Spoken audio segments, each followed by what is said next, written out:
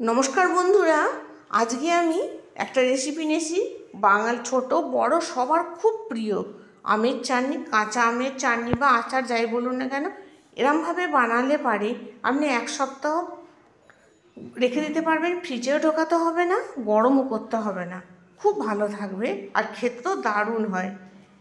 তার জন্য আমি কিছু ঘরের বাড়ির আম নিয়েছি আর কিছু কেনা আম নিয়েছি। এখন বাজারে তো প্রচুর আমগুলো কিন্তু একদম কচি। তারপর ভালো করে ধুয়ে এগুলোকে খোসা ছাড়িয়ে ছোট ছোট করে কেটে নিয়েছি।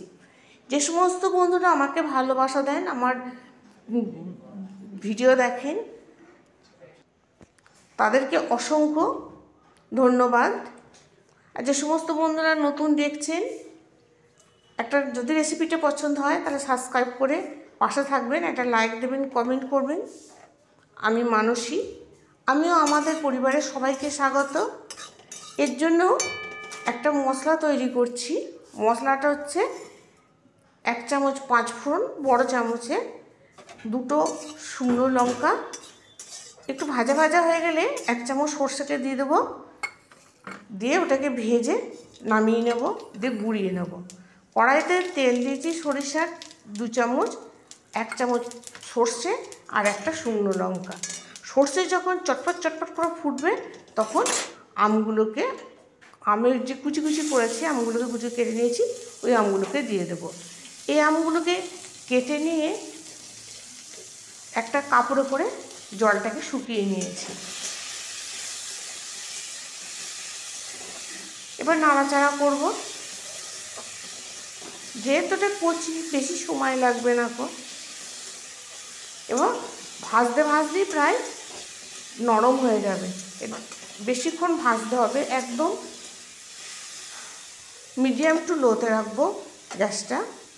এবার এর মধ্যে দেব পরিমাণ মতো লবণ আর দেব 1 চামচ হলুদ গুঁড়ো, দিয়ে আবার খানিকক্ষণ ভেজে নেব। এটা বেশি একটু সময় ধরে ভাজতে হবে, যেহেতু এর মধ্যে কোনো জল দিচ্ছি না সেই জন্য। এবার ঢাকা দিয়ে দেবো। ঢাকা দিয়ে দিলে এটা একদম নরম হয়ে যাবে।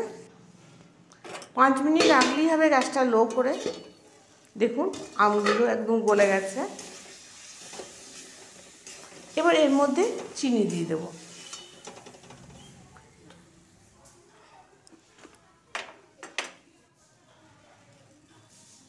দু বাটি চিনি দিচ্ছি।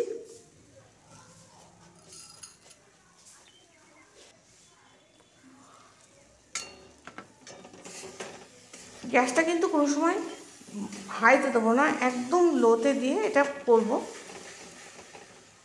চিনিগুলো দেখুন গলে যাবে।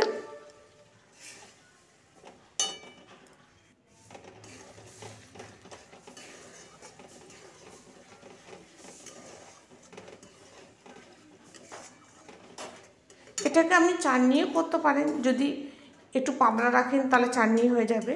এর মধ্যে কাজু আর কিশমিশ দিলাম ছোটো বাটির 1 বাটি। আরও 5 মিনিট মতো নাড়বো এটাকে। দেখুন বন্ধুরা রঙটা চেঞ্জ হয়ে গেছে।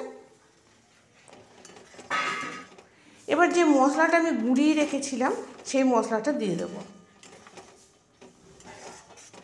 নমস্কার বন্ধুরা, সবাইকে জানাই শুভ নববর্ষ। ভালো থাকবেন, সুস্থ থাকবেন, আর অবশ্যই যেন একবার বানাবেন। আর যদি পছন্দ হয় সাবস্ক্রাইব করে পাশে থাকবেন, লাইক করবেন, কমেন্ট করবেন। দেখুন হয়ে গেছে। এবার এটাকে নামিয়ে নেব। মশলাটা, গুঁড়ো মশলাটা দিয়ে দিলাম, পুরোটাই দিয়ে দেবো। হয়ে গেছে। নমস্কার বন্ধুরা, কত সুন্দর লাগছে। আপনি রুটি যাতে সাথে খান খেতে পারবেন।